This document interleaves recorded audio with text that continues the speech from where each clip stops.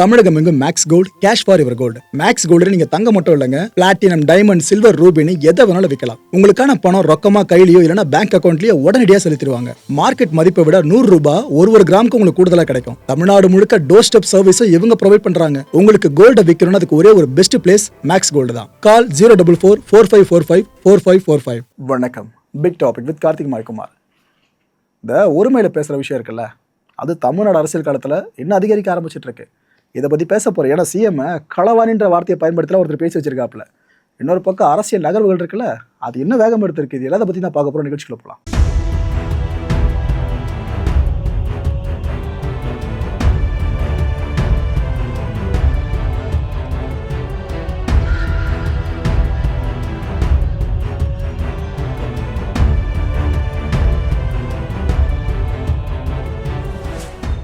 எல்லாருக்கும் இந்த பெரிய டவுட் என்ன தெரியுமா? இந்த தாவேக்கா சார்ந்து பேச்சாளர்கள் பல பேர் இருந்திருக்காங்களே, இதில் எல்லாருக்கும் ரெக்கக்னிஷன் பெருசாக கிடைச்ச மாதிரி இருக்குது. ஆனால் லயோலா மணி மட்டும் பெருசாக கண்டுக்காத மாதிரி இருக்காங்களே அப்படின்னு யோசிச்சுக்கிட்டு இருந்தாங்க. இதோ கண்டுக்கிட்டாங்க. பெரிய போஸ்ட்டுங்க. தமிழ்நாடு பாடநூல் மற்றும் கல்வியியல் பணிகள் கழகம் இருக்குல்ல, அதோட தலைவர் இனிமேல் வேறு யாரும் இல்லை, லயோலா மணி அவர்கள் தான். கவர்மெண்ட்டை அஃபிஷியலாக முடிவெடுத்து நியமனமே பண்ணிட்டாங்க மக்களே. ஒரு பக்கம் பள்ளிக்கல்வித்துறை அமைச்சராக ராஜ்மோகன் அவர்கள், இன்னொரு பக்கம் இந்த முக்கியமான கழகம் சார்ந்த தலைவராக லயோலா மணி அவர்கள். ரெண்டு பேரும் தாவேக்கா சேர்ந்து பல ஆக்கப்பூர்வமான பேச்சுகளை நிகழ்த்தி எதிர்த்தரப்புகளுக்கு நெருக்கடி கொடுத்தவங்க தான். அதில் மாற்று கருத்து இல்லை. எப்பேற்பட்ட போஸ்டிங் பார்த்தீங்களா? ஆக்சுவலாக தாவேக்கா அரசு யார் அப்பாயின் பண்ணதாக இருந்தாலும் ஒரு விமர்சனத்தை கூடயே ஃபேஸ் பண்ணுவாங்க. என்ன இவரில் கரெக்டாக இருப்பாராதுன்னு சொல்லிட்டு. இப்போ லயோலா மணி அவர்கள் சார்ந்தும் பல பேரும் பேசாமல் இருப்பாங்கன்னு நினைக்கிறீங்க. அப்பாயின்மெண்ட் நடந்துச்சுல, இதுக்கப்புறம் எவ்வளோ பெரிய எதிர்மறையான கருத்துக்களை பதிவு பண்ணோன்னு வெயிட் பண்ணி பாருங்க மக்களே. விமர்சனங்கள் இன்னும் அதிகமாக அள்ளி தெரிவிக்க போகிறோம். ஆனால் சிஎம் அவர்கள் பெருசாக எதுவுமே கண்டுக்கிற மாதிரிலாம் தெரியல. ஆல்ரெடி கேவியன் தயாரிப்பாளர் இருக்கார்ல, அவர் சார்ந்த விஷயத்திலே பல வகை என்னென்னமோ யாரோ சொல்லியும் அதை பெருசாக அவர் கேர் பண்ணவே இல்லை. இப்போ அடுத்து இந்த நியமனம் பார்ப்போம். ஏன்னா இது போல் நியமனம் சார்ந்து எதிர்கட்சிகளில் இருக்கிறவங்கள ஏதாவது விமர்சனம் பண்ணாலே தாவேக்கான வந்துடுறாங்க. ஃபஸ்ட்டு எங்க திண்டுக்கல் லியோனின்னு ஆரம்பிச்சிடறாங்க உடனே. அவருக்கு என்ன போஸ்டின்னு, அதுக்கப்புறம் என்ன பெருசாக பேச முடியாது இல்லை. Okay right. நம்ம திருப்பூர் இருக்குல்ல, அங்கே இருக்க தாராபுரம் இந்த பகுதியில் மாணவர் சேர்க்கை இல்லை அப்படின்னு காரணம் காட்டி 5 அரசு தொடக்க பள்ளிகள் மூடப்பட்டிருக்கு. தமிழ்நாடு அரசு கவனத்துக்கு இதை தெளிவாக கொண்டு போகணும்னு விரும்புகிறோம். 5 அரசு தொடக்க பள்ளிகள் திறக்கலைங்க, மூடியிருக்காங்க. வேளாம்பூண்டி, எம்கொல்லப்பட்டி, குளத்தெளி வலசு, வானவராயநல்லூர், சாளரப்பட்டின்னு இந்த 5 பகுதிகள் சார்ந்த அரசு தொடக்க பள்ளிகள் தான் இப்போ மூடப்பட்டிருக்கு. மினிஸ்டர் ராஜ்மோகன் அவர்கள் முதலமைச்சர் விஜய் அவர்களை சந்தித்த விஷயம் ஒன்று தெரிஞ்சிருக்கும். இப்போ ரீசெண்டாக சந்திச்சாப்புல. அது எதுக்காகனா அந்த பட்ஜெட் போட போகிறாங்களே, அது சார்ந்த ஒரு துறை அமைச்சர்களும் சந்திச்சுட்டு இருக்காரு சிஎம் அவர்கள். அந்த வகையில் தான் இந்த முறை அவர் சந்திச்சிருக்காருங்க பள்ளி கல்வித்துறை அமைச்சர் ராஜ்மோகன் அவர்களை. அந்த ஆலோசனையில் இதை பற்றியும் பேசியிருந்தால் சிறப்பாக இருந்திருக்கும்னு நினைக்கிறேன். பேசியிருப்பாங்கன்னு நம்புகிறேன். ஏன்னா அரசு பள்ளிகள் அதிகமாக திறக்கப்படுமே தவிர மூடப்படக்கூடாது. இது பெரிய ஒரு இழுக்காக மாற ஆரம்பிச்சிடும். ஸோ இது சார்ந்து அவங்க சிரத்தையில் கொண்டு இருப்பாங்கன்னு நினைக்கிறேன். ரைட்டு. அண்ணாமலை அவர்கள் என்ன தெரியுமா சொல்லியிருக்காரு? முதல்ல எப்படி தாவேக்கா சார்ந்து அபிமானம் தெரிவிக்கிற மாதிரி பேசினார். இப்போ திமுக சார்ந்து அபிமானம் தெரிவிக்கிற வகையில் பேசியிருக்காரு. என்ன சொல்லியிருக்காப்புல? ஒவ்வொரு காலேஜ்லேயும் ட்ரக் அம்பாசிடர் அப்படின்ற பொறுப்பை திமுக உருவாக்குச்சு. இப்படி உருவாக்கி கல்லூரிக்கு 10 பேருன்ற வீதம் பயிற்சி கொடுத்தாங்க. ஸ்டாலின் அரசு இது செஞ்சது எத்தனை பேருக்கு தெரியும் அப்படின்னு பேசியிருக்காப்புல. நாம் எதையும் புதுசாக செய்யலை, இருக்கிறத தான் செஞ்சுக்கிட்டு இருக்கோன்னு ஒரு சின்ன கொட்டியை வச்சுருக்காப்புல. இப்போ கவர்மெண்ட்டுக்கு கொட்டு வச்சுருக்காப்புல, முன்னாடி தான் கவர்மெண்ட்டை பெருசாக தூக்கி பேசியிருக்காப்புல. இது என்ன பல பேருக்கு ஏக்கம் தெரியுமா? இவர் இந்த விஷயம் சொல்லி தான் பல பேருக்கு இந்த விஷயம் தெரிஞ்சிருக்கு. ஓ, திமுக இதெல்லாம் பண்ணியிருக்காங்களோ அப்படின்னு சொல்லிட்டு. இது எதுக்காகுங்க? திமுகவினர் பெருசாக பிரச்சாரம் பண்ணல, பகிரங்க பிரச்சாரத்தில் இது போல விஷயங்களை சேர்த்துருக்கணும். அது வெளியிலேருந்து ஒருத்தர் தான் சொல்லணுமா என்ன? அது திமுகவை ரொம்ப கடுமையாக விமர்சிக்கிற அண்ணாமலை அவர்கள் இப்போ ஏற்க ஆரம்பிச்சிருக்காப்புல. அவர் வாயிலிருந்து இந்த விஷயங்கள் சொல்லி தான் பல பேருக்கு தெரியணுமா என்ன? இதுதான் புதுசாக இருக்குது. ப்ரோ அதெல்லாம் இல்லை ப்ரோ, எங்களுக்கு இந்த விஷயம் தெரியும் ப்ரோ அப்படின்னு நினைக்கிறீங்கன்னா நான் அடித்து சொல்கிறேன். இந்த விஷயத்தை நான் சொன்ன பிற்பாடு தான் பல பேருக்கு தெரிஞ்சிருக்குமே. இப்படி பண்ணால ப்ரோ திமுக அப்படின்ட்டு. உண்மையா? ஓகே. ஸோ பிரச்சாரத்தில் எங்கே அவங்க சொதப்பிருக்காங்க தெரியுதா? அண்ட் இன்னொரு விஷயமா திரும்ப அவங்க பண்ணுற சொதப்பல் என்ன தெரியுமா?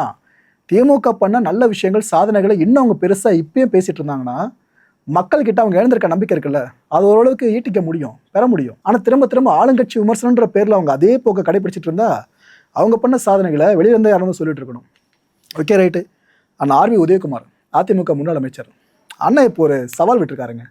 என்ன சவால்னா, தாவேக்காவோட 107 எம்எல்ஏஸ் இருக்காங்களே, இவங்க முகத்தை பார்த்து அவங்களோட பேர்களை மட்டும் சிஎம் விஜய் அவர்கள் கரெக்டாக சொல்லிட்டார் அப்படின்னா நான் பொது வாழ்க்கையிலேருந்து விலகிட்டேன்னு சொல்லியிருக்காருங்க. மக்களே, ஒரு விஷயம் பேசுகிறப்ப பார்த்து பேசணும். இப்போது ஒரு நடிகராக தானே விஜயர்களை பார்க்குறாங்க, அந்த கண்ணோட்டத்தில் எடுத்துப்போம். ஒவ்வொரு வசனத்தையும் அவங்க ரொம்ப எளிதாக மனப்பாடம் பண்ணி அதை பெரிய பக்கமாக இருக்க டயலாகையும் கரெக்டாக கன்வே பண்ணி அந்தளவுக்கு ஞாபக சக்தி இருக்குது அப்படின்னா, இப்போ சிஎம் அவர்கள் அந்த 107 பேர் திறனை வச்சுங்க, அவங்க முகத்தை பார்த்து மனப்பாடம் பண்ணி அதை பொது வெளியில் பார்க்காம சொல்லிட்டார் அப்படின்னா இவர் சொன்ன மாதிரி பதவி விலகிடுவாரா? ஏற்கனவே தாவேக்கா இத்தனை சீட்டு மட்டும் தான் ஜெயிக்கும், அத்தனை மாதிரிலாம் போகுது அதுன்னு பல பேரை சொல்லி ரிசல்ட்டுக்கு அப்புறம் எல்லாரும் கப் சிப்புன்னு ஆகிட்டாங்க. என்னப்பா இது என்னென்னமோ நடக்குது, எதிர்பார்க்கலாம் நடக்குது அப்படின்னு பல பேரும் அந்த பொறுப்பு உணர்ந்து இல்லை தப்பாக கணிச்சிட்ட மாதிரி ஒத்துக்க ஆரம்பிச்சிட்டாங்க. சரி, ஓகே, ரைட்டு.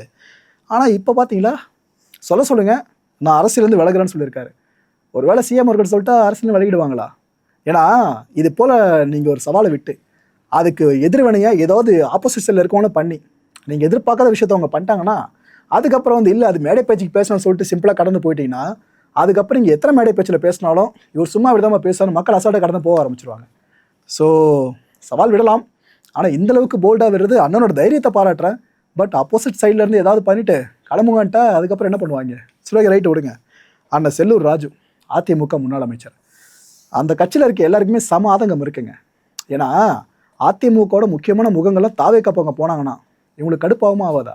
அந்த ஆதங்கத்தை தான் வார்த்தைகள் மூலமாக இப்போ வெளிப்படுத்திக்கிட்டு இருக்காங்க. அந்த வகையில் தான் அந்த செல்லூராஜ் என்ன சொல்கிறாரு, வாயில் வர்றதெல்லாம் பேசுறது தலைவர் கிடையாதுப்பா, ஒரு வழிகாட்டியே இருக்க வேண்டிய சிஎம் விஜய் ஒரு தலைமுறையவே பாழ்படுத்திக்கிட்டு இருக்கிறதா சொல்கிறாரு. எந்த வகையில் பாழ்படுத்தினார்னு சொல்லிட்டு தான் சிறப்பாக இருக்கும். ஓகே, கலைஞர் அவர்கள், புரட்சி தலைவர் அவர்கள், அம்மா அவர்கள் இவங்கெல்லாம் அமர்ந்த சீட்டு இப்போ அந்த சிஎம் சீட்டு சட்டப்பேரவைக்குள்ளே, அதில் இப்போ அமர்ந்திருக்க விஜய் அவர்கள் சைகையெல்லாம் காட்டுறாரு. அதெல்லாம் காட்டலாமா? மாண்பு இருக்குல்ல, அது இதுன்னு பேசியிருக்காப்புல. ஆனால் இதே சட்டப்பேரவைக்குள்ளே என்னென்ன நிகழ்வுகள் நடந்திருக்கு ஞாபகம் இருக்கா? வரலாறு திருப்பி பார்த்தீங்கன்னா ஓகே, தலைவரோட பெயரை நீ உச்சரிக்க என்ன தகுதி இருக்குன்னு அப்படின்றாரு.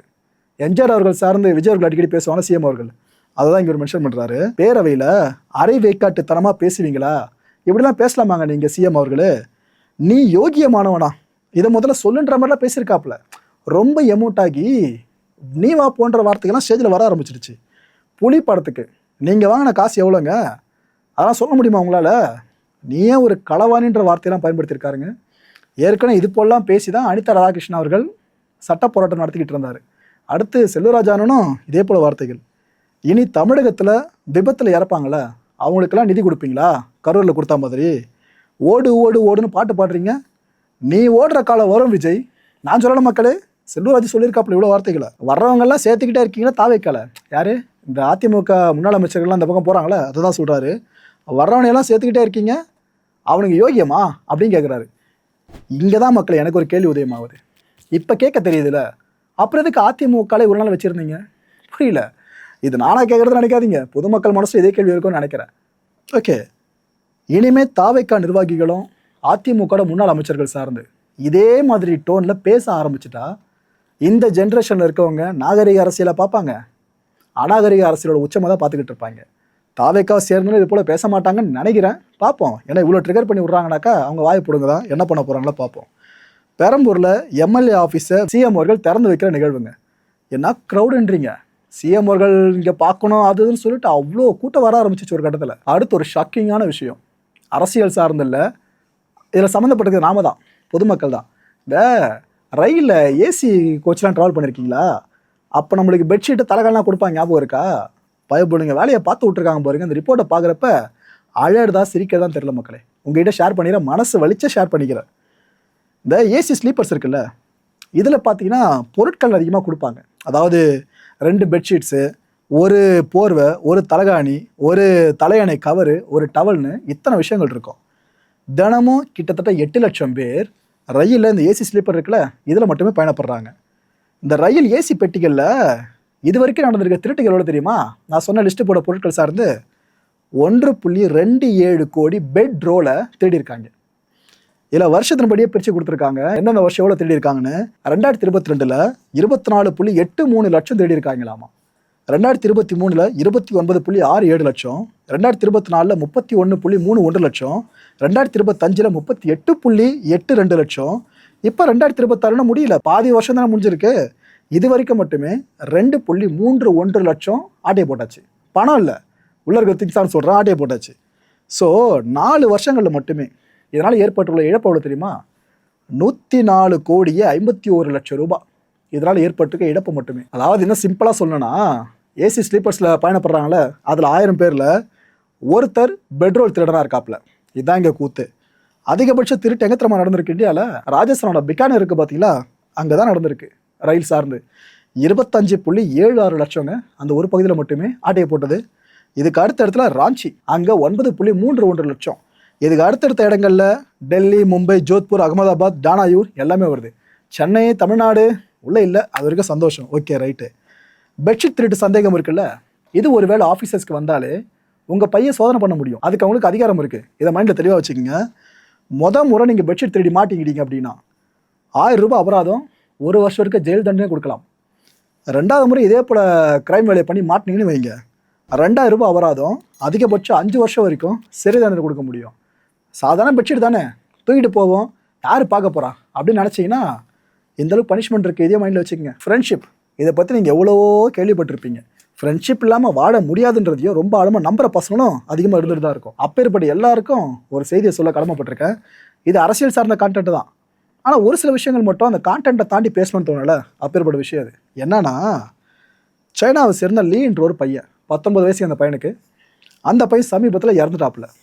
ஆனால் அவர் இறக்கிறதுக்கு முன்னாடி உயிரை எழுதி வச்சுட்டு போயிட்டாருங்க. அவரோட ஒட்டுமொத்த சொத்து மதிப்பு எவ்வளோ தெரியுமா? இந்திய ரூபாய் மதிப்பில் 28 கோடி ரூபாய். இப்போ அவர் அந்த உயில் மட்டும் எழுதாமல் போயிருந்தாருன்னு வைங்க, அவரோட உறவினர்கள் சார்ந்து அடுத்தடுத்த இருக்கவங்களுக்கு இந்த சொத்து போயிருக்கலாம். ஆனால் அந்த லீ என்ன தெரியுமா எழுதி வச்சுட்டு போயிருக்கார் உயிலில்? என் நண்பனுக்கு மொத்தமாக கொடுத்துருங்க, நான் என் வாழ்க்கையில் அதிகமாக நம்புறது அவனை மட்டும்தான் சொல்லி மென்ஷன் பண்ணி போயிருக்காப்புல. இறந்து போன பையன் எழுதி வச்சிருக்க வார்த்தைகள் பார்த்தீங்களா? ஆக்சுவலாக அந்த பையனோட பேரண்ட்ஸ் இருக்காங்க, 2 பேரை விவாகரத்து பண்ணி 2 பேரை திருமணமும் பண்ணிக்கிட்டாங்க, வேறு திருமணமும். ஸோ அந்த பையன் தனிமையில் இருந்திருக்கால, அப்போ அந்த தனிமையை போக்க அவனோட நண்பன் இருக்கால, அந்த நண்பன் மேலே இவ்வளோ நம்பிக்கை வச்சு 19 வயசில் இறந்த அந்த லீ எவ்வளோ விஷயத்தை பண்ணியிருக்காரு பார்த்தீங்களா? Okay right. மக்களை இந்த கான்டென்ட்டை பொறுத்தவரை மனசு ஒரே வினா இருக்குது. முடிஞ்சதுக்கான பதில்களை கீழே கமெண்ட் செக்ஷனில் கமெண்ட் லீவ் பண்ணுங்கள். சிஎம் விஜய் அவர்களை இன்னும் தமிழ்நாட்டில் இருக்க அரசியல்வாதிகள் குறைச்சி தான் மதிப்பிட்டுக்கிட்டு இருக்காங்கன்னு நினைக்கிறீங்களா? எலெக்ஷன் முன்னாடி குறைச்சி மதிப்பிட்டு தான் இப்போ திமுக சொல்ல ஆரம்பிச்சிட்டாங்க. இல்லைங்க, நாங்கள் அதிமுக பெருசாக டார்கெட் பண்ணமே தவிர நடுவில் இவங்க வருவாங்கன்னு நினைக்கல, கருணாக மாதிரி உள்ளே பூந்துட்டாங்கன்னு இது போல் வார்த்தையெல்லாம் பயன்படுத்த ஆரம்பிச்சிட்டாங்க தாவேக்கா பேஸ் பண்ணி திமுக சைடில். அதான் திரும்ப இந்த கேள்வியை கேட்குறேன். ஸோ இதுக்கப்புறமா நிறைய அரசியல் கட்சி அண்டர் எஸ்டிமேட் பண்ணுறாங்களே, இது சரியாக இருக்கும்னு நினைக்கிறீங்களா? அடுத்த நிகழ்ச்சி சந்திக்கலாம். நன்றி, வணக்கம். தமிழகம் எங்கும் Max gold, cash for your gold. Max gold நீங்க தங்க மட்டும் இல்லைங்க, பிளாட்டினம், டைமண்ட், சில்வர், ரூபினி எதை வேணாலும் விற்கலாம். உங்களுக்கான பணம் ரொக்கமா கையிலயோ இல்லைன்னா பேங்க் அக்கௌண்ட்லயோ உடனடியாக செலுத்திடுவாங்க.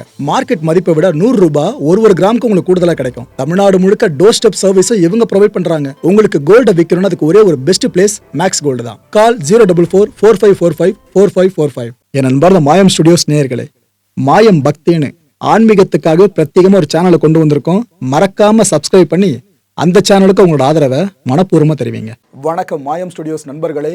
மாயம் ட்ரெண்ட்ஸ் அப்படின்ற ஒரு புதிய ஃபேஸ்புக் பேஜை ஓப்பன் பண்ணியிருக்கோம். நீங்கள் யூடியூப்ல பார்த்துட்டு இருக்கீங்களா நம்மளோட கான்டென்ட்ஸ்லாம், இதெல்லாம் விட ஒரு படி மேலே ரொம்ப கிறிஸ்பாகவும் ரொம்ப சூப்பராகவும் நிறைய கான்டென்ட்ஸ் உங்களுக்கு இந்த பேஜில் காத்துட்டு இருக்குங்க. ஸோ உடனடியாக ஃபேஸ்புக் பிளாட்ஃபார்ம் போங்க, மாயம் ட்ரெண்ட்ஸ்னு டைப் பண்ணி சர்ச் பண்ணி நம்ம பேஜை ஃபாலோ பண்ணுங்க. அப்படியே நம்ம சேனலையும் நீங்கள் சப்ஸ்கிரைப் பண்ணிட்டீங்க அப்படின்னா இன்னும் நிறைய புது கான்டென்ட்ஸை உங்களுக்காக ப்ரொடியூஸ் பண்ணி கொடுத்துக்கிட்டே இருப்பாங்க. நீங்கள் பண்ணுற ஒவ்வொரு சப்ஸ்கிரிப்ஷனும் எங்களுக்கு பெரிய மோட்டிவேஷனாக அமையும்.